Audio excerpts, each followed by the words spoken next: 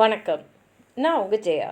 இன்றைக்கி நம்ம இந்த வீடியோவில் புது கவிதை இலக்கியம் இதை பற்றி பார்க்கலாம் வாங்க.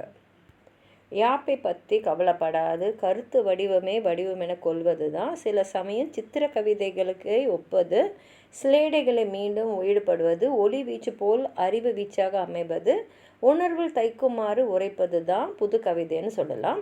ஆங்கிலேயர்களோட வருகையால் தமிழுக்கு கிடைத்த அரிய இலக்கிய வடிவங்களில் புது கவிதையும் ஒன்று. உருவம், உள்ளடக்கம், உத்தி இந்த அனைத்திலுமே தன்னை புதுப்பிச்சு கொண்டதால் இந்த பேர் புது கவிதை அப்படின்ற பேர் அது கிடச்சிது. அது வரைக்கும் பார்த்திங்கன்னா மன்னர்களை பாடுறது, கடவுளர்களை பாடுவது, பெண்களை வர்ணிப்பது, இயற்கையை வர்ணிப்பது இதுதான் பெரும்பான்மையாக மரபு தமிழ் கவிதைகளில் இருக்கும். அது மாத்திரம் இல்லாமல் அடுத்த கட்டத்தில் சுதந்திரம், சமத்துவம், சகோதரத்துவம், மக்களாட்சி இந்த மாதிரி சிந்தனைகளை கவிதைகள் மூலமாக கவிஞர்கள், சிந்தனையாளர்கள்லாம் விதிச்சாங்க.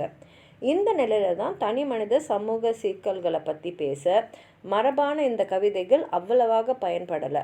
அதனால் புரட்சி கருத்துக்களை பேச புது கவிதை என்னும் கைவாலே அப்போ சிறந்த ஆயுதமாக அமைந்தது.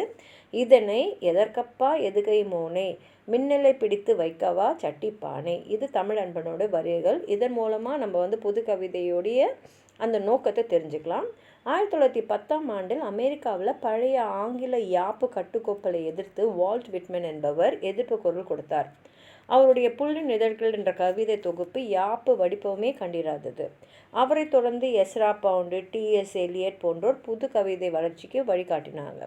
தமிழ்லையும் பார்த்திங்கன்னா பாரதியோடைய காட்சி என்ற தலைப்பில் வசன கவிதை எழுதினார். வால்ட் விட்மனுடைய புள்ளின் இதழ்கள் கவிதை தொகுப்பிலிருந்து சில பகுதிகளை மொழிபெயர்த்து மனிதனை பாடுவேன் என்ற தலைப்பில் சாதுசு யோகியார் வெளியிட்டார்.